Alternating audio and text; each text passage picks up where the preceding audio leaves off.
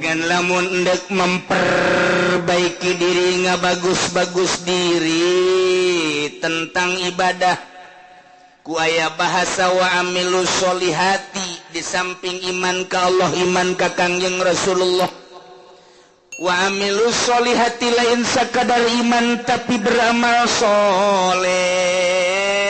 Nah ieu nyaritakeun tentang amal soleh teh berarti kudu anu bagus sabagus-bagus na amal lantaran salat ge cek Kangjeng Nabi sallu kama raaitumuni usolli salat anjeun sakumaha anjeun ningali ka salat kaula. Kangjeng Nabi teh katingali ku para sahabat gerakan-gerakanana jeung rakaatna zuhur asar maghrib isya subuh dan lain sebagainya. Bentuk salat nama urang teu pati beda jeung Kangjeng Rasul nu beda teh ngan sakadar batina doang ketika Kangjeng Rasul salat cek Kangjeng Rasul wa qurratu aini fi shalah be ketika salat teh lempeng kadel jeung karasa Gusti Allah sehingga hate bungah nu luar biasa maka cek Kangjeng Nabi ketika aranjeun kabeh boga kabingung boh urusan dunia boh urusan akhirat maka salatlah 2 rakaat engke bakal dibere lolongkrang ku Gusti Allah. Lamun aya jelema bingung soal dunia bingung soal akhirat sok gerak ka Gusti Allah munajat Allahu akbar engke ku Gusti Allah bakal dibere lolongkrang lantaran di jero salat teh aya kabungahan-kabungahan anu hese dicaritakeunana. Ngan lamun urang nyaritakeun kabungahan di jero salat pan hese lantaran urang macan pernah manggihan bungah di jero salat malah urang mah keur bungah salat jadi henteu bungah. Urang mah keur tentrem salat jadi teu tentrem. Lantaran urang mah salat teh kakarak ge daek doang jeung dipaksa eueuh kangeunahan. Nah, neangan coba kangeunahan kumaha Kangjeng Nabi menyaritakeun salat teh ngeunah. Ieu mah deuk memperbaiki sakadar iman ka Allah, sakadar iman ka Kangjeng Rasulullah, beramal sakumaha parentah jeung larangan dijauhkeun. Nah eta teh geus asup kana ulaika ashabul jannah hum fiha khalidun ngan di surga beda-beda engke. Mantap yang memperbaiki diri mulai ngajinya na asup ke pondok pesantren kejeun teu sakola ge atawa di barengan ku sakola 2 tak ngaranna teu murni teh mah kos kitu mah ka sorga hayang ka neraka hayang ieu mah teu di ka sorga bae geus mulai mondok pesantren ngaji amil ngaji jurumiyah ngaji alfiyah ngaji jual makun ngaji mantek ngaji jamul jawami terus usul fikih dan lain sebagainya ngaji hadis tafsir beres neropong kana kemurnian kajernihan kolbu ahli-ahli Allah kabita urang lamun nyaritakeun Sidina Abu Bakar Siddiq radhiyallahu anhu. Abu Bakar keur cicing bae neuleuh manuk piit cerik Abu Bakar Siddiq ditanya ku sahabat Abu Bakar kunaon neuleuh manuk meni cerik inget ka sorangan kok neuleuh manuk sih inget kasorangan bahagia amat mun kaula ku Gusti dijadikeun manuk piit manya Abu Bakar jadi manuk sih bahagia nama kieu cek Sidina Abu Bakar engke di akhirat teh manuk dibuktikeun ke ditanya kabelah dituna geusan manuk mah jadi lebu eueuh hisab eueuh naon ai Abu Bakar engke di akhirat kumaha ditanya tentang salat beres tah henteu salatna khusyuk tah henteu salatna wah mulai tah urang aduh tadi ngeunaheun biasa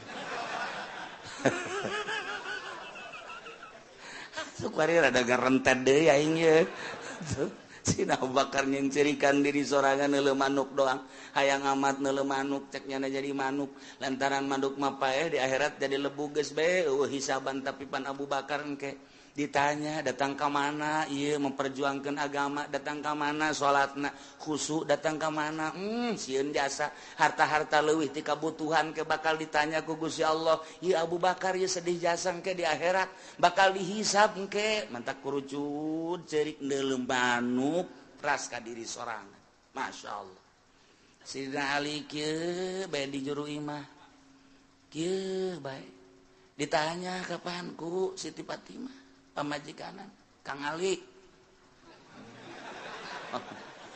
benar mengalamun baik sakieu geulisna ieu pemajikan mesti lamun keneh bae Siti Fatimah pancapetan jasa pan eueuh deui nur siga Kangjeng Nabi Siti Fatimah mapahna siga Kangjeng seungitna siga Kangjeng senyumna siga Kangjeng capetangna siga Kangjeng mantak menggairahkan urang mun ka pemajikan kos kitu geus teu kudu nyandung atuh ieu mah teu mah teu nyandungna atuh ditanya manyun bae dibere ku dibere na komo teu dibere mah aduh udah isuk-isuk lain mangi kutang ngebeledeh bae eta urang nyandung bae kitu ieu leuh pamajikan kurang saregep pasana ieu jatuh urang Lampung Pararuti wah beres coba Siti Fatimah Kang Ali kunaon sing ngalamun teu kunaon lain kitu besi anu dipikiran tah ieu teh itu aya naon-naonan cek Siti Fatimah teh Siti Fatimah panggil ku sahabatna saja iya Ali katingalina merenung aya naon ieu besi aya anu perlu dipecahkeun jeung dibantu ku kaula bakal dibantu saha nu bisa ngabantu ka perasaan kula kitu nganaon rumah tangga lain soal ekonomi lain soal perpolitikan henteu eta mah kos kitu melah naon atuh kula mah neuleuh budak tuh lulumpatan ras ka diri kitu hayang kula jadi budak deui saenggeusna jadi budak memeh balik mending di maotan ku Gusti Allah selesai Ali di jero kubur teu kudu ditanya deui di akhirat geus teu kudu ditanya lantaran budak mah rek ti muslim rek ti kafir tetep ka sorga bae Ali mah ngarep-ngarep hayang budak deui cek cenah teh hayang paehkeun leutik beuh pat ieu mah geus kieu cek cenah teh paeh di jero kubur bakal ditanya ku malaikat munkar nakir aju dihisab segala rupa amal-amal salat bakal ditanya khusus henteu tak ieu lamun ditanya soal salat bae ai pagawean mah pagadi pagawe tapi kan kahusuk henteu nah ieu nu jadi masalah cek Sidina Ali teh aju kapan lamun teh khusu wala tadrib biha wujuhana pada eta salat teh jadi pamonggol aduh geus kiai entah dibae lah mendingan nu aju jero teuing mah eungap cenah teh ieu mah keur carita klasifikasi jadi tahapan-tahapan manusia teh beda-beda. Sayyidina Ali mah ahli ruhani atuh beuh. Sayyidina Umar kitu keneh. Sayyidina Utsman apalagi Sayyidina Abu Bakar kantenan. Eta bageus caritakeun tah mah kabelah handapna Tuan Syekh Abdul Qadir kabelah handapna terus ulah-ulahna naon tah Syekh Asnawi bae ge sakitu poharana masyaallah karim. Guru-guru urang anu geus teu nyahonan naon ketika zikir ku ngeunaheun jasa. Lantaran urang mah pan ngarasa lapar teh beuteung urang. Urang mah ngarasa indah teh ceuli. Urang mah ngarasa nikmat indah teh mata. Lantaran make kena watek kapan urang mah. Mata indah mun dideleukeun kanu indah-indah. Masyaallah. Barang neuleuh aya awewe semampai. Mata akureun mantep banget. Ngongkong saeutik. Aduh. Mantep. Susu nonghol.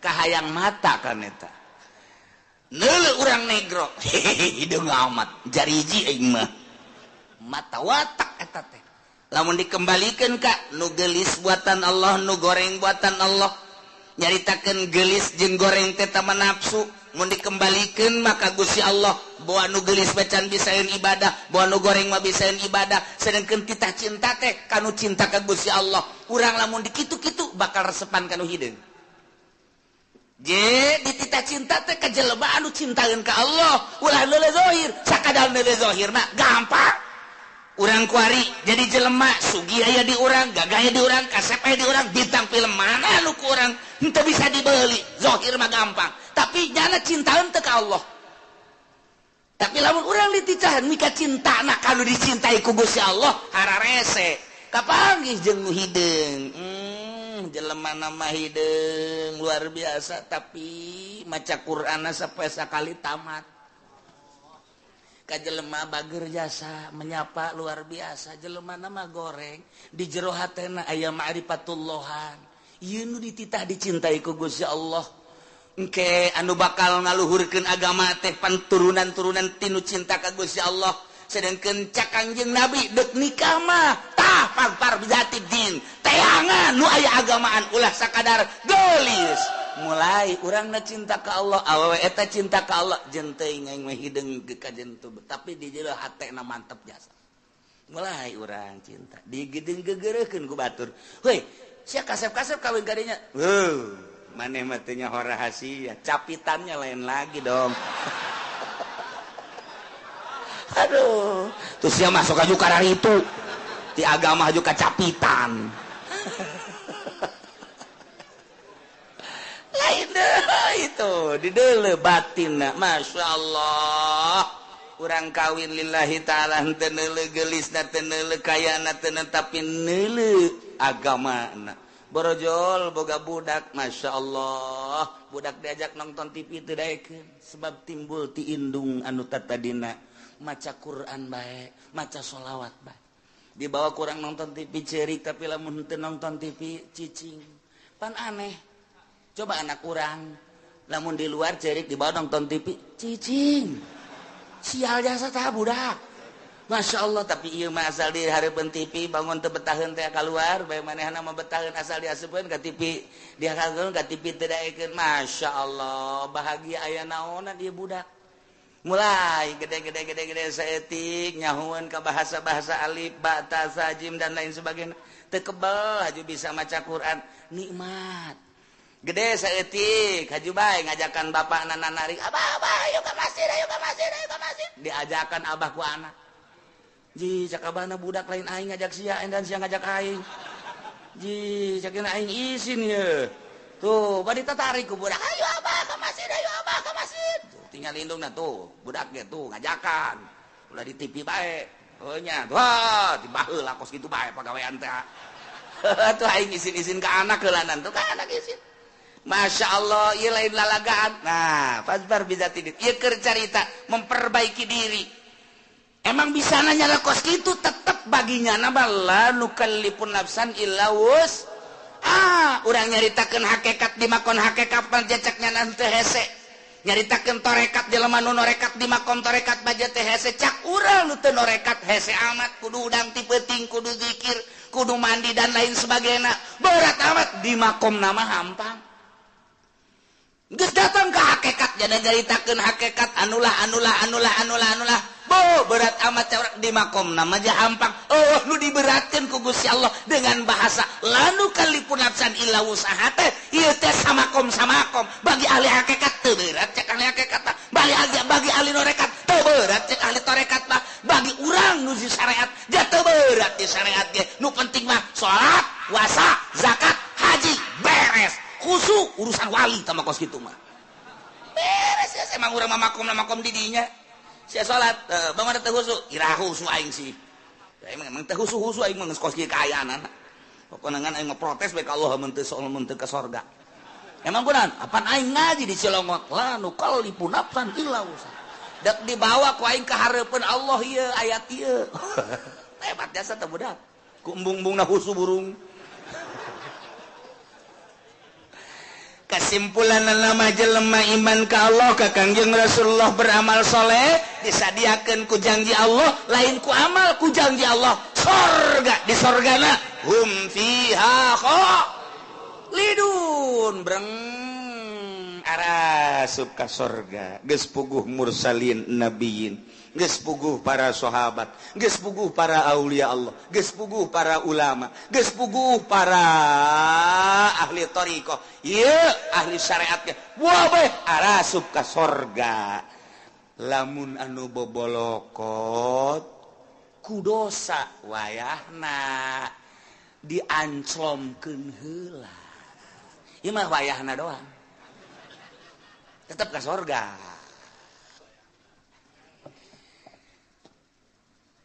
ulah waka nyaritakeun embung-embung ka neraka jeung hayang-hayang ka sorga lantaran urusan ka neraka jeung urusan ka sorga mah urang contoh di dunia bae bakal nemah sorangan urang mantes di sawah dadabud ieu taneuh datang katuur bobolokot baju urang ge teh urang datang ka imah barang datang ka imah pamajikan urang geus aya di jero kasur seping bed geus pake sesengitan segala rupa cak pamajikan kakak ka dieu yeuh gegeran kula geus teu make calana aca kira-kira urang nu dadabud bobol kotak utana wani henteu coba ka kasur ayo moal wani ke heula kakak deuk kukumbah heula kan kitu kajen kukumbah ge henteu ieu mah kadi kalolotor tu teu geuraun boh bararau kieu ke kakak dek bebersih heula dek mandi pakai sabun ke pakai sesengitan karena kadinya moal kebal moal atuh teu wani nyana ka kasur nyana eta ge sakitu ge ieu ge sarua Allah nyadiakeun sorga barang urang datang ka ditu hayu geura arasup ka sorga sedengkeun urang ge karasa di dieu odoh judi aya di aing mabok aya di aing korupsi aya di aing nyana ge mit heula ka malaikat moal ka sorga kunaon dek dibersihan heula ku kula ieu mangkaning dek dibelem nyana sadar sorangan henteu cak malaikat ka sorga we ih teu pantes atuh nya ka sorga dadabud kieu cak nyana tetep dek dibelem bae make seuneu jahanam jadi teu kudu hese-hese malaikat ge nyanana sorangan nu hayang meulem nyana percis kos urang matas di sawah pamajikan urang ngajakan ka dieu yeuh urang geus deuleu bener kutang geus nyengret sempak geus adi juru bae geus make naon heula cek mandi heula teu wanieun nyana teu wanieun aing aduh lamun nyana kadinya bae berarti belum lamun bener sadar tetep mandi heula ieu ge sarua geus disadiakeun sorga ngan kulantaran dadabun ku dosa sadar nyana ke aing dek mandi seuneu jahanam heula cak malaikat teu kudu geus ka sorga embong isin aing di ditu nangke bake geugeuyan ka aing kotor-kotor ka dieu cak yen teh ke aing mah mandi heula jadi mandi sorangan nya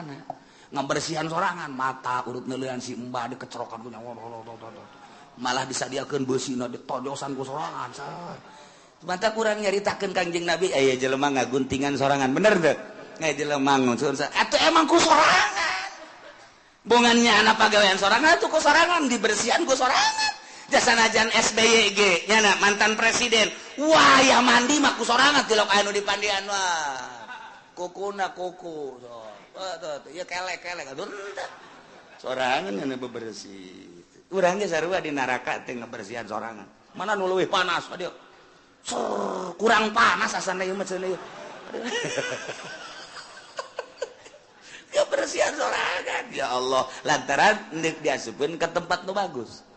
Nah, kuari geus bararagus kabeh asup ka sorga. Kumaha di sorga? Wa nazalna ma fi sudurihim min ghillin tajri min tahtihimul anhar. Barang datang ka sorga kabeh ge pan urang wararau. Ente ku ana di teangan. Waduh, anak ka mana bae? Ente teu kapanggih-panggih. Wah, salah ngomong tuh budak. Waduh, anak teu kapanggih-panggih jeung ente. Oh iya, rangkula. Ente ieu bisa ka dieu sebab kumaha ye ente alhamdulillah kana raka heula teh. Sakedeung jakena ngaberesan kreditan doang. Panas, batu lain panas-panas deui. Geheng aing di neraka. Tapi pan itu dibersihan mana aing teu pantes ka sorga. Oh nya, sia langsung pengen teu cak. Dongeng tanya di sorga teh beres kan. Tuh si anu karang datang tuh, woi dadah ka dieu. Sia teh ka neraka aing rada kebal cak nerakana. Emang kunaon gitu. Aduh aing lah geus hese nyaritakeunana cak aing tukang ngoyag-ngoyag si Mbak cak. Kasarorga kabeh geus tah. Go anu istimewa mah nu tadi teu kudu dicaritakeun para aulia Allah, para ulama, para eta tah mah geus istimewa. Nah, kuari geus karumpul di kuari sorga. Gusti Allah di sorga teh nyabut ngalengitkeun mapi sudurihim panyakit-panyakit nu aya di jero hate min gilin tina ngunek-ngunekana bainahum fid dunya anu sok terjadi di dunia mah kapan aya ngunek-ngunek. Urang naik motor net aya bae anu nyiap set goblok teh budak awas ya ku aing tungguan sia motor naon sia kuaing disusul sia kuaing ngunek-ngunek ngaranna lamun sabar makan teh teu tihela bae eta keur carita kendaraan urang ngawarung sia maju goblok teu budak awas sia kuaing kunaon sia kakarak ngawarung anyar maju aing henteu sia kuaing susul sia kuaing ngunek-ngunek ngaranna urang kapanggih jeung hiji jelema nyana bangun sinis bae ka urang sia awas mun kapanggih ku aing moal diberes sia ku aing moal diberes senyum-senyum acan ngunek-ngunek ngaran aya di jero hate tah aya syirik aya hikdi dan lain sebagainya panyakit-panyakit tokos kitu nu mawa teu nyaman di dunia kiai ge mawa elmuna hampir teu bisaeun lantaran nyana ku takaburna ngunek-ngunek goblok kiai itu mah kunaon kiai anyar keneh jadi kiai na kok kapake aing geus heubeul jadi kiai na henteu kapake awas sia ku aing kapangi dihajar sia ku aing kiai bae kos kitu untuk mau jawara ngunek-ngunek kos kitu ih tolol eta si Mang eta ai batur diondang ai aing henteu jah teu budak goblok jasa emang aing teu kadeuleu meureun kunyana pajar lain kiai meureun kayak geura sia ku aing diancam sia ku aing awas eta ngunek-ngunek eta teu nyaman ta kos kitu panyakit ngunek-ngunek mah tuh ti rakyat datang ke pejabat ti santri datang ka kiai araya kabeh ngunek-ngunek panyakit anu nomor hiji nu mantak dipuat di dieu ge tadi surga mah dicabut ku Gusti Allah ngunek-ngunek syirik dengki pidik teh aya sanajan aya kelas di surga si anu mah di kelas hiji di surga Firdaus si anu mah di surga naim si anu mah di surga anu ngunek-ngunek sanajan aya nu dihandap panghandapna jelema di surgana panghandapna henteu sirik ka nu di luhur teu takabur ka nu akur bae di surga mah panyakit nikmat jasa di surga panyakit hikdu panyakit syirik panyakit macam-macam teu aya pokona mah geus ninah bagus dicabut ku Gusti Allah panyakit nu aya di dunia geus berarti urang teh selalu sono hikdu nanaon selalu rindu urang hayang kapanggih deui ke hayang kapanggih jeung anu hayang kapanggih teu aya unek-unek sanajan batur urang di kelas tu luhur urang dihandap atawa urang di luhur baturna teu aya unek-unek teu aya hasud teu aya dengki teu aya nanaon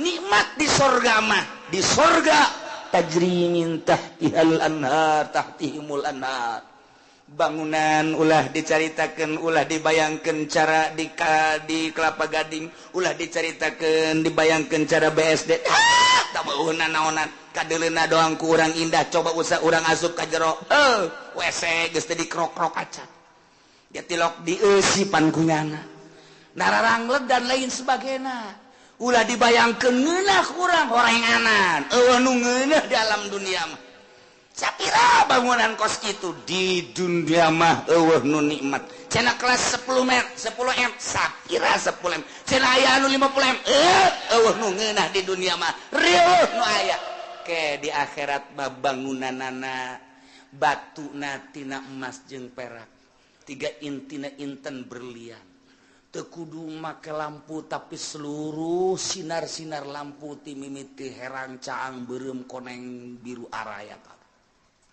hese nyaritakeunana tajri min tahtihimul anhar dihandapeun gedung-gedung urang sing korolok cai bisa ditambai urang keur cicing di luhur hayang cai ka luhur disintrekan doang kitu dicepret cai nae ka luhur hayang cai naon hayang cai susu aya hayang cai arak aya hayang cai naon bae tinggal cai datang tajri min tahtihal anhar ku ari ge urang nyieun sosorgaan di dunia teh cai sing kerelek kadeuleuna mah cai padahal mah setrum kudu dibayar eta puyeng eta nu aya kadeuleuna cai eta kumata mah padahal di jero hatena mah ieu budak bade teuing setrum ieu waduh sosorgaan di dunia di akhirat tajri min tahtihibul anhar di samping bangunan anu sakitu indahna tangkal kayu dan lain sebagainya urang teh di hadaman ku barudak-barudak widadari ngagalendotan urang hayang nu kumaha aya saurang dibere 70 geus urang kieu bae ge urang pindah ti ieu beteung ieu ka beteung ieu ti beteung ieu ka beteung jeung capek-capek sedangkan mantas dipakai jadi parawan deui berubah banget ge isuk makos puari makos ge isuk kos kitu isuk kos makin kasep makin geulis henteu henteu angger banget urang pa ieu kos ge isuk lain deui ieu lah maha kawasa Allah subhanahu wa ta'ala. Nu penting iman ka Allah, iman ka Kangjeng Rasulullah, amal saleh mantep geus pokona mah teu kudu hese-hese la nukallifu nafsan illa asal berangkat bae geus pokona surga tinggal diperbaiki doang kurang kuari mah larangan-laranganna titah ngridit titah diulah ngridit eta kudu dipiceunna besing ke mandi sorangan di ditu ngabersihan ngagosokan suku kunaon dikreditan ieu ka suku-suku. Ih, emang kumaha gitu ya Allah ya Rabbi. Sing hade nyokot duit bank, sing hade deposito eta teh ribawi nu kos kitu moal kebel di alam dunia teh diriweukeun ku nu kos karar itu masyaallah muka maka. Tujuan anjeun kunaon ngariweukeun anjeun, jadi ujung-ujungna mah kapan pae kunaon teu mikiran pae. Nah ieu sing hade sakedeung urang dibere waktu. Nu penting alladzina amanu wa amilus naon perintah laksanakeun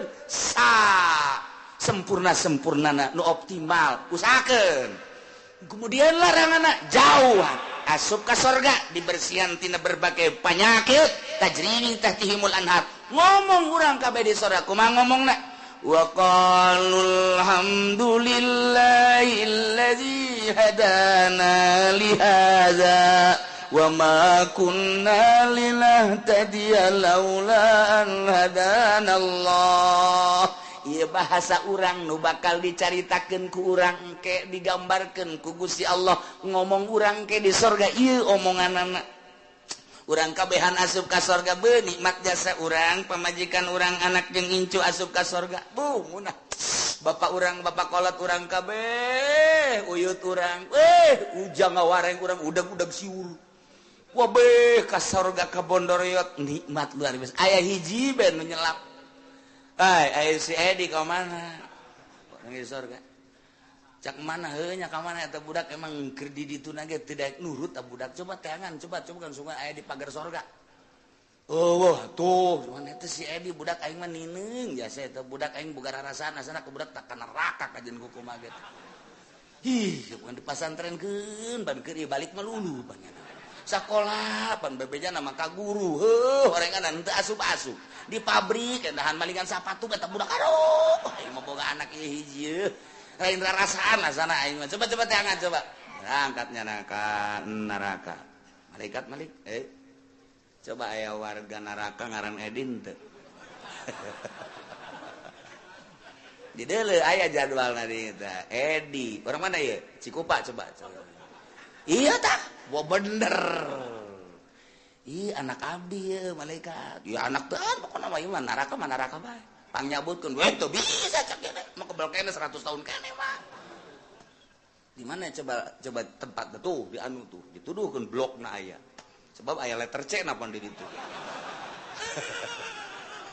soal kaliru urang datang ke blok 2 kali itu bener Dek iya abah ya abah di mana abah mah di sorga jeung emas sia jeung adi sia kabehan sia kunaon ya bah tulungan keur ieu ge pan titah mondok keur ieu kunaon balik malulu aja siapan sakola pan teu beres saya kos kieu bah geus ulah gaco bae bah panas ya panas tuh ieu dosa naon maling sepatu bae aduh agak satu nya ieu mah bukan mah sia dibersihan bae lah di dieu henteu bisa bah minta dicepetkeun gitu tapi jawaban mana pananya di itu aya sia di aya di itu di blok C nya ada di itu aduh geus teu kadele banget nya nama sak mana heula gajen lah geus dibersihan heula lah jake ge moal ka mana ge ka sorga kene cak adina tuh heuh nganggeheng mak tak ulah datang ka kos gitu pan sedih urang sedih Masya Allah gitu masa Bondoroyot asup kabeh ka sorga kan geunah wahai jelema nu iman tur amal soleh antil kumul jannatu uristumuha bima kuntum ta'malun. Ulah asa-asa segera ka ditutuh sorga nu geus disadiakeun jang maneh jung gara-gara ulah di darieu bae ribet. Gera berangkat berat. Mana pimpinan kapilah namana ieu? Itu ayat. Gara-gara benderana gara berangkat. Ayo geus berangkat kabeh ka sorga. Masyaallah. Dipimpin geus puguh ku Sidina Abu Bakar Siddiq, ku Sidina Umar, ku Sidina Utsman, ku Sidina Ali, Sidina Hamzah. Berbagai sahabat-sahabat kabeh berangkat mimpin para penganut-penganut. Dilanjutkan ku para kitu aulia-aulia Allah geus puguh al-aimatul arba'ah. Imam Syafi'i, Imam Maliki, Imam Hanafi, Imam Hambali. Berikut pengikutna berangkat ka surga. Jeung anu nuturkeun anu iman jeung amilus sholihat turuy ka belah diana ku para wali-wali sanga. Ayo terus wah cenah aing adena geus jarah. Bageula sia geus. Wah berarti aing teh ngeunangan cenah bandarana. Salat henteu. Jarahna ge teu salat. Sia bisa teu salat gitu aing mah jarah ge neangan peperet. Sugan bae aya sakorsi. Tama lain zarah tanokasi dagang melalui zarah, dagang melalui umroh, dagang melalui haji, dagang tama kos itu haji ulah itu sanung ulah pana tuh cenah kitu amat aing mah kitu bae aja dia teh kudu ku batu masalah we geus podong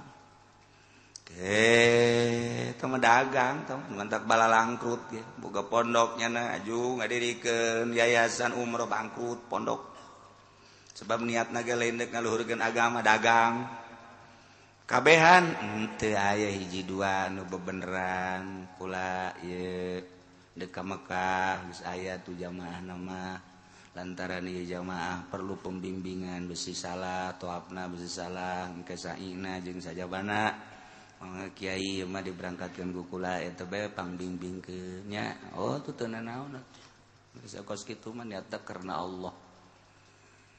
Masalah teh kos kitu mah ngaji keneh aju ulah nanyakeun ieu sabaraha pina tah asal geus pi bae dagang ngaran asal geus pi bae dagang ngaran ulah nanya-nanyakeun kos kitu geus pokona bae ieu mah karunya ka masyarakat bisi teh jahun ketop batur maka kenca nyana kakatuhu tabrakan kan sai kudu mah disopah heula ka marwah nyana mah ti barwah ka dibabalik jadina bisi kos kitu doang ke bisi kieu deui di ditu naon jumroh batur mah di Aqobah wusto nyana mah asal eta lancuh bae jeger ke lain masjid emeng bisi kitu doang utak dituduhkeun ayo atuh gitu karena Allah masalah ngaji ngaran dah cik malaikat antil kumul jannatu surga wahai jelema nu iman tur amal soleh berangkat surga nu bagian maneh geus jelas ditambahan deui ku kafir-kafir anu jatah surgana ku ari jelas-jelas moal kunyana diwariskeun ka maneh uristumuha dua urang boga tempat ini Masya Allah bokingan urang asli hiji jeung warisan ti kafir-kafir wah rajas waduh lamun teh mah satempat aya 70 widadari sedengkeun tempat ieu 70 kali 70 wah teu bisa ka mamana gugulingan di susu widadari urang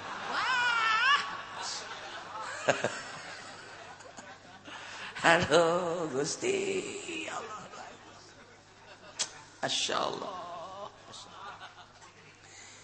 kuari mah ahli sorga geus cicing di sorga ahli neraka geus cicing di neraka geus masing-masing tempatna kuari mah malah sorga teh pernah dibukakeun ditinggalikeun ka ahli neraka tuh itu sorga teh tempat maneh nusa bener nama mun maneh iman jeung amal soleh kulantaran maneh teh iman ka Gusti Allah jeung ka Kangjeng Nabi Muhammad maka ieu tempat anu jang tata dina jang maneh kuari mah geus diwariskeun ka tatangga maneh doh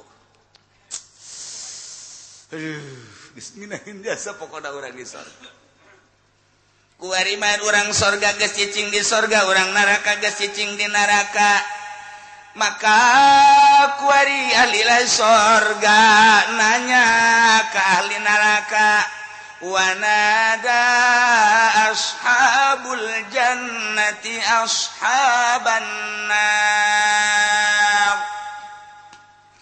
ahli-ahli sorga teh menyeru ngagero ka ahli-ahli neraka lamun aya ahli sorga samiliar berarti samiliar ngagero kabeh mana tingku haramat samiliar jelema hoi ahli neraka cengeng-cengeng ujian pangang ceuli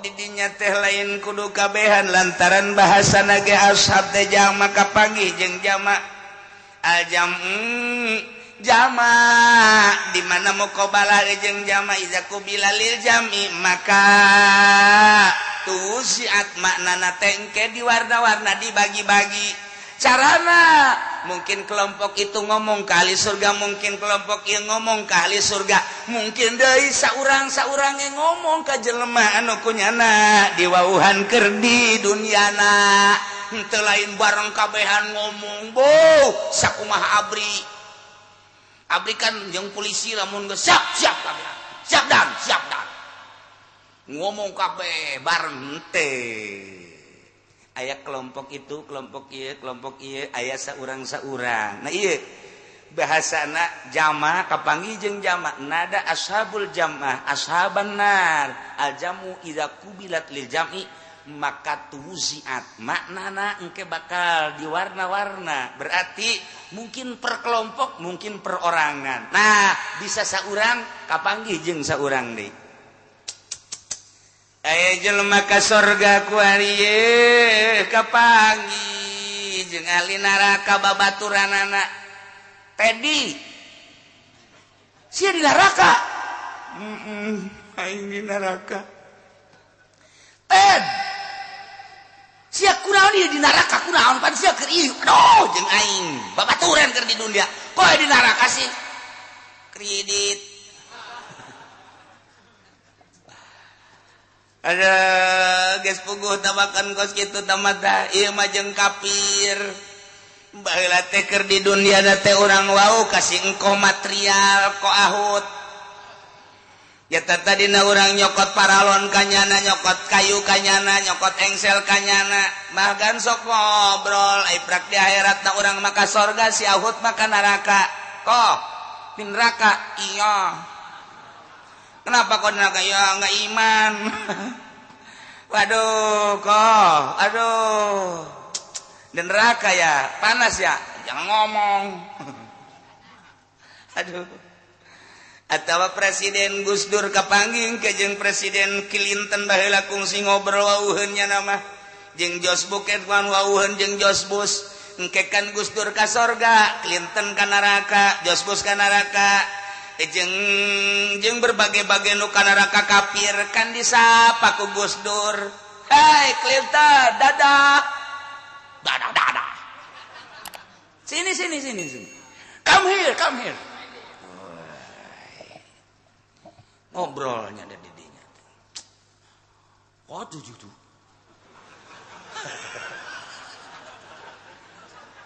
mari teruskeun aing emang kuna tuh bisa jing aduh langsungnya nyaritakeun bagaimana kabarnya dan apa yang dilakukan aduh ngobrol tak perorangan ngobrol urang ngobrol jeung sing kohahut jeung si siang-siang malingseng ngobrol jeung si tegwan ngobrol urang kabeh nah jeung kafir-kafir geus jelas-jelas ahli neraka atau babaturan urang ngejawara tadi nyabu bae keur di dunia nanti waduh teu eureun-eureun nya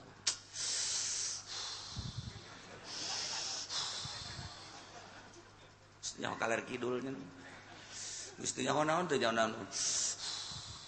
kasanga saya keur keur aya di langit aing di langit sabaraha di langit ka-7 aing keur di Sidratul Muntaha goblok nyabu bakos gitu tolol saya kapanggih jeung saha waduh kapanggih jeung Gusti Allah tolol teh coba nu jamu mah bloon nu jamu mah kan lamun kuahan kadengena ngadenge nyana mantes rajaban nyana asa ka langit ngadenge kitu Kangjeng Nabi kitu naon naik buruknya na asa naik buruk aing geung Jibril naik buruk ya Jibril urang mana bojong tolol taruh jabu gele mah kecil jabu mantep guys tambah ku ekstasi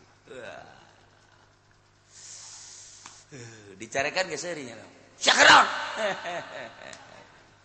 tolol sakikituan we aing keur aya di sorga Firdaus waduh eta jelema nyabu teh kos kadari di Indonesia teh pohara lain bae masyarakat biasa polisi abri nyararabu geus teh aneh deui cenah kieu ulah sok suuzon aing mandek suuzon bae kumaha lamun ditajakeun data lengkapna nyaho jasa aing ulah sok sombong geus sekali-sekali sombong kon kos nyahoeun jasa makana kitu ge nyaho jasa abri nu mana moal bejakeun eta karak rahasia polisi mana eta karak rahasia lain apa polisi tangkrang gimana bae lo DPR ge nyabu sarua bae sok sambarangan kiai aing ngomong teh abong letah henteu make tulang cak satulangan letah aja henteu eta sesanggeunana bae gue main bae aing mah nyaho sia teh boga ka nyaho sepeda dagang toge itu sia mah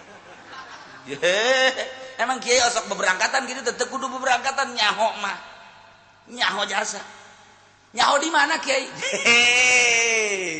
makana ceng dah ahli sorga nu geus aya di sorga berbagai kelompok berbagai perorangan kapanggih nyana jeung ahli neraka bahkan ngagero weh tadi kok alot waduh kamu di neraka ya iya nih an qad wajadna ma wa'adana rabbuna haqqan nyata-nyata jelas-jelas kami ini telah ada di surga dan apa yang pernah dikatakan oleh Rasulullah disampaikan dilanjutkan oleh para sahabat dilanjutkan oleh para ulama mengatakan bahwa siapa orang yang beriman takwa beramal soleh nanti akan diberi kenikmatan yang hakiki telah nyata sekarang saya merasakan surga yang luar biasa apa yang dikatakan oleh para kiai-kiai yang kebetulan kiainya juga bukan kiai Golkar. Kiai Golkar mah nggak tahu sekarang di mana itu kepalanya, nggak tahu saya. Ini mah kiai yang asli. Ya dia pernah menyatakan bahwa siapa orang yang beriman kepada Allah dan Rasulullah beramal saleh akan diberi kenikmatan yang hakiki surga. Saya telah menemukan qad wajadna ma wa'adana rabbuna haqqan. Mantap bener. Bukan sekedar mantap, mantap. Ada apa sih itu di sana itu? Wah, tete banyak bener tete. Berbagai potongan semua.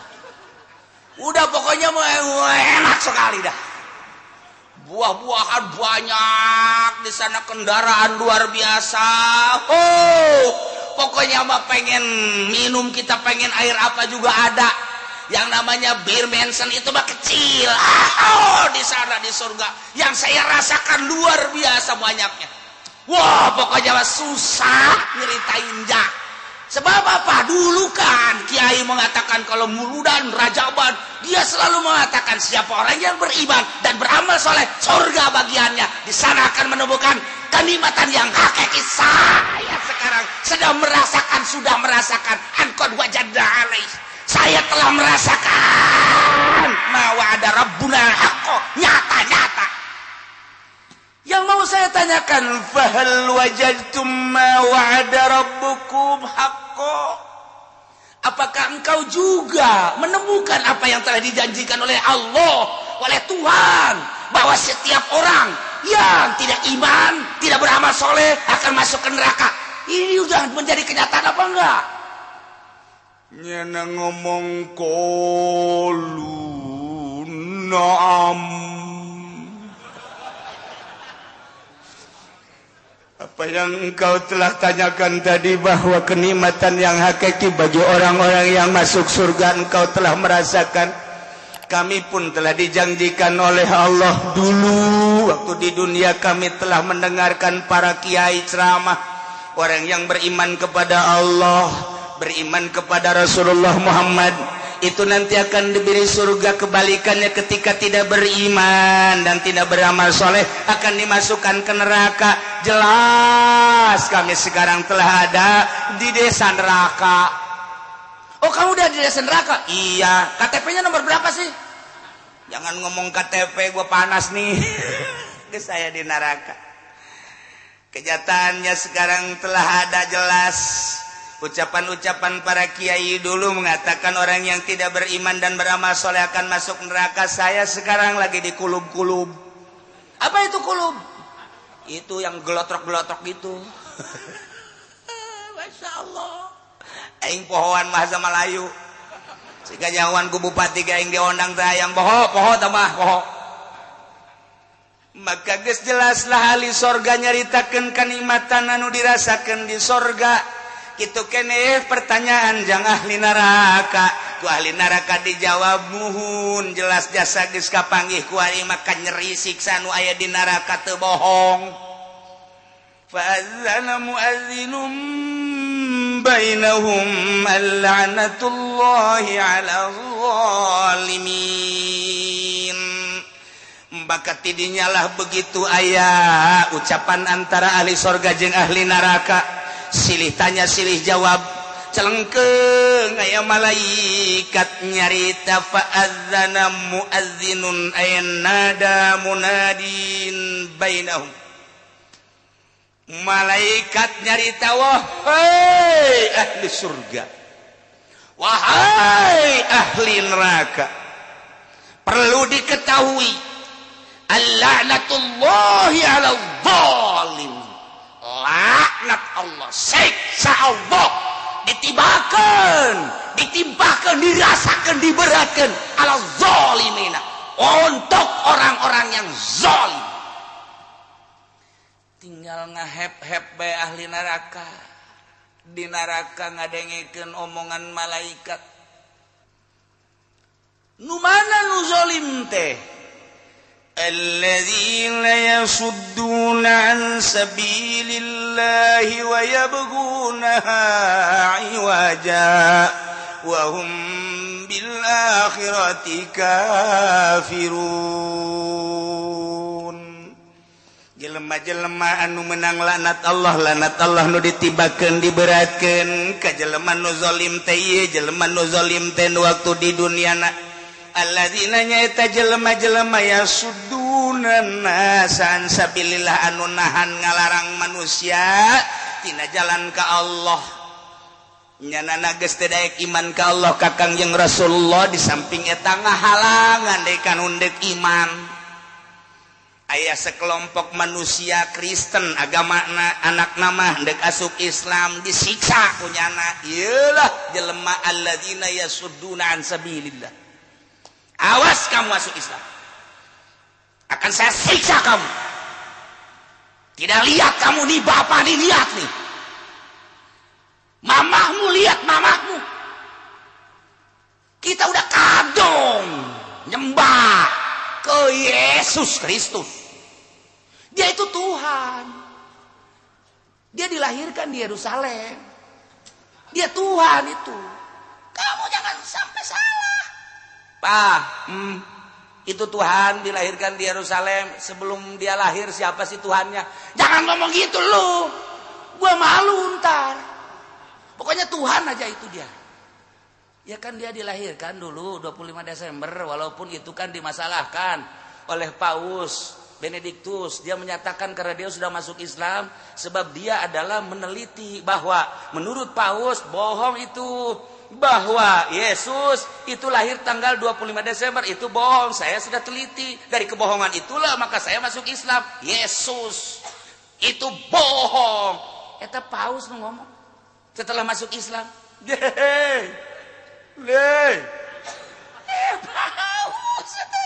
Paus Yohanes Paulus pun mengatakan bahwa Yesus Kristus itu Tuhan dituhankan sebelum dia wafat, sebelum dia meninggal. Saya masuk Islam. Asyhadu an la ilaha illallah wa asyhadu anna Muhammadan Rasulullah. Bohong itu Yesus. Yohanes Paulus nanya, naritakeun kebohongan Yesus Kristus. Nu kuari makana ditahan ge. Paus Benediktus eta karena menyatakan kebohongan Yesus Kristus. Nah, saya mau masuk Islam aja Pak ya. Jangan! Da kadong, tahu kadong lu. Itu bahasa Cengkareng tuh. Kadong lu, Tuhan kamu itu Yesus. Dia dilahirkan di Yerusalem. Iya. Itu Tuhan, sepakat semua orang. Jadi dulu itu mengadakan konferensi bahwa dia adalah Tuhan. Jadi eta nyieun Tuhan teh konferensi muncak urang mah di MPR gitu. Blon. Jadi eta menang ngajukeun masyarakat bahwa Yesus itu adalah Tuhan. Itu sebelum lahir siapa Tuhan, jangan ngomong gitu lu. Gua susah kalau gitu tuh. Susah gua juga. Gua juga gak tahu itu sebelum Yesus Tuhan tuh siapa, nggak tahu. Katanya si Allah. Tolol tuh coba itu. Tapi lu kalau coba-coba lu keluar dari Islam, lu gua siksa lu. Lu kan anak gua siksa dah. Pokoknya mah kalau enggak kasih makan enggak sama sekali. Kalau suruh makan terus lu. Saya mejen lu. Apa itu mejen? Nah, itu bahasa orang pondok mejen tuh. Enggak tahu kamu mejen. Itu bahasa pangjore-jorena bahasa mejen. Di dunia enggak bahasa mejen eueuh. Masya Allah, tapi tetap baik hidayah mah datang, hidayatul khalqi, hidayatul irsyad, hidayatul taufik. Allah nu bogana kajen teuing di tengah-tengah masyarakat, di tengah-tengah keluarga nu kafir, wayah datang mah hidayah Islam bae. Boro-boro eta deui, ieu nomor 1 di dunia ngaranna ge Paus, eta makan imamna Kristen mah, tapi tetep bae wayah hidayah nyulusup mah ku Gusti Allah. Iman mahal iman mah, tapi kadang murah. Anak Ki Haji urang Bitung cuman sekolah doang di Semarang, balik ka dieu asup Kristen. Murikak bulu urang mah. Aya deui jelema ka Yogyakarta kuliah bebenean nyana jeung Kristen, balik hanya setahun ka lemburna, menta ka bapana ditikakeun jeung Kristen. Eta mah no Kristen tah mah Kristen, masa no kudu kawin jeung Kristen. Ji, puguku lagi geus asup Kristen. Nauzubillah min zalik. Mahal, murah hidayah. Allah nu ngatur. Ya Allah, ya Rabbi. Lamun urang nyaritakeun hidayah, Gusti Allah nu agung. Abu Jahal kurang kumaha pinterna. Mamang ka Kangjeng Nabi tapi tetep bae teu iman ka Kangjeng Nabi. Ya Allah, ya Rabbi. Tetapi Ki Umer anak bangsawan, jelema anu hebat luar biasa, kaya raya nya nama, pakaian anak ge mun kuari mah puluhan juta, tetapi dibere hidayah ku Gusti Allah jadi pelopor jana perang di hareupnya. Hidayah. Hehehe, atuh hidayah mah hese. Jelema ti mana-mana daratang hayang ngadaekeun pangajian supaya leuleus hatena, supaya leuwih nyaho ka Gusti Allah. Hidayah datang, urang lembur di dieu mah endahan indit. Ulah seuris ya, seung serikeun bloon sia. Aing kasinggung. Eta teh urusan Allah, nu mantap kiai ulah sok mamarahan. Dititahna ge nyampai-nyampaikeun bae ulah sok maradu, tak budak kunaon teu nurut ka aing. Ye, titah nurut ge lain ka sia ka Allah. Matak lamun aya kiai ngomong kieu, aing asana pindah meureun di dinya. Emang kunaon? Teu daekeun nurut ka aing. Salah balilahan ka kiai. Tampiling habak sama kiai kos kitu. Siana bae ibadah. Leuwih ti sia ajakan, daekeun alhamdulillah, teu daekeun atuh sia bae lu bener jalain titah nurut ka sia ka Allah. Kitu. Lah cenah kiai geus teu narurut cenah ka kula di ditu mah deuk pindah bae aya eueuh dirinya masjid aya nu salat aya. Berarti kan nurut ka Allah, teu nurut ka sia aya naon di hate sia. da jelema nama masjid geus aya ibadahna geus salat geus berarti nyaho ka Allah adapun teu nurut ka sia ngaji teu daek da ngaji ka sia dan lain sebagainya siana berarti teu wajar dituturkeun ku urang dinya lantaran di jerona aya proposalan ya dibabetkeun hulu sia ku aing sia tuh pan sia mah cenah kiai mah sayu kos kitu bae aing mah kos kitu pugu ngomong ulah nyalakeun di diri sia introspeksi jalan kita nurut ka sia ka Allah urang cicing di dinya teu ngaji ge teu magahan ngaji jelema geus balaleuneur teu kudu ngaji ibadah bae ka Allah baca Quran nu loba baca shalawat nu loba zikir nu loba jehe ulah sok aju kulaonnya teu daekeun ngararaji ka aing hawa nafsu eta kos kitu jehe nah alladzina yasudduna an-nasa an sabilillah nahan teu meunang asup Islam saya Kristen yasudduna an sabilillah saya Yahudi yasudduna an sabilillah urang kuari lamun nyaritakeun tentang penganiayaan Yahudi terhadap Islam Masya Allah aya nu geus 3 peuting saminggu teu dibere dahar datang kadinya sugan teh dibere dahar tonjok ieu na huluna ku pistol ces golepa seringan penganiayaan Yahudi terhadap Islam emang kos kitu Yahudi mah ti baheula ulah dijadikeun ku kumaha biasa bae urang mah ibadah ka Gusti Allah geus aya catetanana di Lauhil Mahfuz teh kos kitu nyana mah nyana urang mah urang bae ku ari nyaritakeun tentang dakwahna Yahudi di Indonesia atuh emang nyana mah ti baheula dakwahna kos kitu nya nama deuk ngayahudikeun Islam urangna bae sing kuat iman ka Allah iman ka Kanjeng Rasulullah kakarak dibere kreditna ge urang ngelai kakarak dibere televisi bae ge ngelai dibere tayangan-tayangan bae ge urang ngelai datangkan teu berjamaah mimitina kabelah ditu lemah teu salat ye atuh urang anu salah jadi urang anu bener mah ya teu hayang aing diperbudak ku Yahudi piceun ta televisi urang emang sireman ganti tolol ki aja tolol itu boloon bin tolol tegerat teh moho alaing Yahudi atuh aing Yahudi mah Uzair atuh aing mah Kangjeng Nabi Muhammad Nasrani maka ditu Yesus Kristus atuh aing mah Allah jeung Kanjeng Nabi Muhammad kumaha cek Allah bae aing mah dina Al-Qur'an geus dicaritakeun politik menurut Al-Qur'an ekonomi menurut Al-Qur'an aing mah deuk nurutan eta nyana dakwah aing bae titik beres ujian ieu mah sok kabawa ku pikiran nyana Pak ayo sia geura dakwah di dieu ye tolong sebangun panasna amat nahan jangan di dia ngembangkan Kristen. Aisyah geus salat, ngan tilok salat teh mah. Urang pada yang seri. Aisyah balingeun teh, ya tuh pokona mah aing mah teu salat ge, ai kudunya ngembangkeun ieu bentar aya yang ngomong. Atuh pikiran sia bae heulanan kudu salat. Lah lolong naon sia pokona. Tak. Sebab nu kos kitu mah okos bener bae. Engke na gor. Tidak boleh. Panggil nya ku pendeta. Kamu ini ada apa sih? Pokoknya nggak boleh ngembangin di sini, nggak boleh. Kami yang merasa tenggagu. Kamu punya mobil nggak? Punya. Bagus.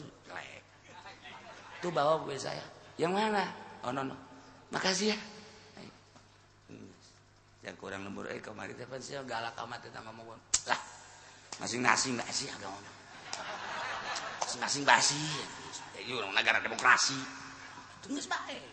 Kurang nyana-nyana kok beda jeung kamari lo omong eta sih ganti mobil mana eta lah masalahna tuh kan ayeuna teu salat kos kitu ayeuna salat lain ibadah teger mah ngaganggu kana salat aing ngaganggu kana perjalanan ibadah aing ieu teu beres ieu kajian kumaha eta urang kan kababawa kuari kababawa urang kuari make pakaian ketika Natal milu make nu moncongom ka dieu milu trompet milu urang lamun nyaho sejarahna mah sedih sebenarnya kumaha di Spanyol baheula aya Raja Isabella pan Spanyol teh negara Islam mantap loba ulama jebolan Spanyol orang Spanyol Ketika raja tersebut ningali kebiadabanana, maka dibrondonglah muslimin, tembakan. Ketika nunurut ka raja dicirian, etalah make kerucut, eta teh ditembak. Siapa yang ikut agama aku, nurut kepada aku, aturan-aturan aku, cek Isabella. Inilah tandanya, di pakaian kopiah eta. Kerucut, nah eta mah diamankeun ku nyana. Ieu mah yo anu tetep bae ka Allah, ka Kanjeng Nabi tembakan. Sabara puluh ribu mungkin ratus ribu buak. Aya tuh nu make kerucut kabeh eta mah aman. Sugan teh diamankeun ternyata ditembakan keneh bae terakhir. Bawa ka ieu tempat, ini juga sama. Tembak kabeh beres. Beak kabeh. Etalah kopiah kenang-kenangan Spanyol datang ke kuari. Dipakai ku anak urang, sebenarnya mah nyana teh nganyerikeun urang lu sia goblok. Kunaon make kopiah kos gitu, eta teh penganiayaan terhadap Islam. Urang teh nyawa sejarah dipakai bae pan ku urang. Anak urang dibelikeun nyok. Tolong, atuh pamajikan urang, milih hiji deui cenah jang di dieu,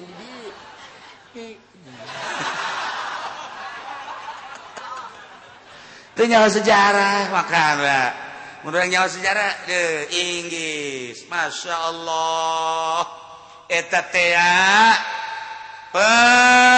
non kitu ngaranna pembantaian terhadap umat muslimin, mukminin. Cukup pakai kopiah bae, cukup pakai kopiah hideung, make kopiah haji ulah make nu moncongong kos kitu. Bila perlu geus urang mah daripada kos kitu make helm bae geus. Make helm ka masjid geus make helm bae geus urang. Kunaon sia make helm lain daripada make nu ka luhur mending make helm bae geus. Salat geus dikitukeun bae geus make helm bae. Tuh, teu kebal pamajikan datang aya ka haji aya di masjid sing hade besi galak. Emang konon rada robah pikiranna. Lain bakal gerogol ke masjid. Nah iya alladzina yasudduna an sabilillah, nu ngahalangan nyana dakwah, menghalang-halangi untuk masuk Islam. Kabelah dieuna wa yabghunaha iwaja, nyana terus-terusan dakwah neangan jalan-jalan anu sasar, mengkolkeun tina bener kana sasar, nyana terus-terusan ngondisikeun urang ge aya anak sia ieu tujuan deuk ka mana bangun onon kitu ngaranna make samping bebah kula mah deuk mondok we deuk mondok ka mana deuk mondok ka ditu bae kula mah hayang ngaji we sakola bae sakola ulah mondok engkene sia hese teu boga ijazah mah hese dahar sia tah eta kolot wayabgunaha iwaja batur dek lurus ke Allah dipengkolkeun sakola eta ge termasuk jahanam tak kolot je mang wayabgunaha iwaja eta batur dek masantren hayang nyaho ka Allah hayang nyaho ka Kanjeng Rasulullah melalui kitab Al-Qur'anul Karim anu dijabarkeun ku Kanjeng Nabi Muhammad melalui hadis Bukhari Muslim dan lain sebagainya anu diijmakeun ku para ulama melalui kitab-kitab fikih dan lain sebagainya nyana hayang nyaho ka Allah melalui syariat naik tarekat naik hakikat cakolot da ulah sakola bae sia dibiayaan ku aing hayu hayang kuliah ka mana deuk ka Semarang deuk ka Kudus deuk ka Yogyakarta deuk ka Mesir hayu ku aing dibiayaan asal sakola ieu kolot wayabghunaha iwaja jahannam je sia eta ngagogondol tas naon sih duit bah deuk ka mana deuk ka dealer bah maksudna deuk meuli mobil sabaraha duit eta aya meureun 270 mah ieu yang meuli ieu na kijang dinopa heuy ai sia ku kabalinger teu kudu digogondol duit cukup mawa DP bae kredit zaman kuari mah sia ulah make cash kos kitu di pangajian ge ki uci cenah kudu cash bae ulah ngadegeun ki uci moal maju sia ngadegeun ki uci mah ortodok ki uci mah ulah ngadegeun geus sia maning kredit bae duit nu sawarena pake usaha jadi sia mobil boga per bulan katutup usaha sia ieu kolot wayabgunaha iwaja jahannam eta ih anak dekat sorga ayang boga beli mobil teh jang zarah jang ngaji lah dikeskeun bae acara kredit tah haram nu model kos kuari malantaran dua akad antara cash jeung kredit beda harga kecuali anu saakad cash jeung kredit akur bae ieu mah kan beda ieu mah deuk lurus jalan ka Allah melalui cash diulah ku kolotna wa yabghuna aywaja jahannam ta kolot dipengkolkeun ku kolotna masyaallah ceng ieu bangunna nyekelan foto bae eta naon ieu bebene bah nala ieu bebene sia bapak ngalamarkeun ka ditu ke heula pan sia anak abah pan dilahirkeun ku emas sia ieu teh pan hasil totoker abah sia teh abah bebeakan amat pak maksudna sia supaya nurut ka aing capek nyieun sia nu bener bah ye ieu kieu caritana ieu si bebene sia ieu make jilbab make samping emang santri di mana mondokna di Kinasuha Putat aing teu sedap teresep aing boga minantu santri aing mah teresep hayang aing mah sia boga sia teh boga pabajikan teh ya nu kuliah ye bahasa Inggrisna hebat bahasa Jepangna hebat bahasa Koreana hebat tah eta nu kos kieu ulah nu make jilbab kos kieu mah teresep ye boga minantu kos kieu ye paling ge salat bae kos kitu kita dagang teu bisa kita nanaon teu bisa teresep aing mah kajen teuing teu salat pokona majikan sia asal modern ieu kolot wayabgunaha iwaja jahannam ieu kolot loba jasa ieu kolot di urang kan nu jahannam asana bagi dua bae di majelis ge ieu jahannam kabeh. Ya Allah ya Rabb ceng saya ngeluarkan motor kemana ngaji bah kemana Cilongok ya Allah ya Rabbi rumah tangga sia moal beres ku ngaji moal anggeus ku ngaji deuleu pamajikan sia tuh atuh pan sia eta kan kudu dahar kudu naon emang ngaji ku situ diberean duit ku kiai moal beres ku ngaji beresan heula imah tangga sia tah kajen ku kumaha ge je ulah ngaji bae abah teresep neuleuh sia ngaji bae mun abah neuleuh sia dagang aing resep tapi ngaji bae abah teresep waya bunaha iwaja ieu kolot beuleum habak bawakeun obor ku naon sia beuleum abah pendek beuleum daripada di neraka mending ku ari bah sia masokan teman-teman wayabguna yatlubuna sabil wajah nu bener disalahkeun nu deuk ka dieu ka katu diulahkeun nu deuk lurus diulahkeun teh iya naon ieu ieu muludan bidah teh so macem-macem segala muludan segala naon nyaritakeun Kangjeng Nabi kan lah geus teu kudu muludan ya di dia ya tah teu kencan muludan geja salat biasa sagala biasa ini muludan gandeng ngakeun muludan sagala rupa ye ieu mah kokolot lembur ngakeun muludan supaya rabat tambah cinta-cinta ka Gusti lah bedakeun geus teu kudu muludan wa yabgunaha iwaja jahanam tah budak jahanam usir habak jangan kos gitu ya brak usia diusir beneran wa yabgunaha iwaja nu loba jasa ieu mah nu wayabgunaha iwajana nu mengkol-mengkolkeun nah anak kamu ini cita-citanya pengen jadi apa letik kan saya cita-citanya pengen jadi ustad jangan jadi ustad jangan coba jangan apa jadi apa saya pengen jadi kiai bah jangan nggak bagus apa jadi apa masinis aja ya masinis kereta api belum tak kolot jadi ustad ulah jadi kiai ulah jadi masinis satu naon bedanya jeung tukang beca masinis mah ngan beda saeutik doang itu mah buleut setirna ieu mah panjang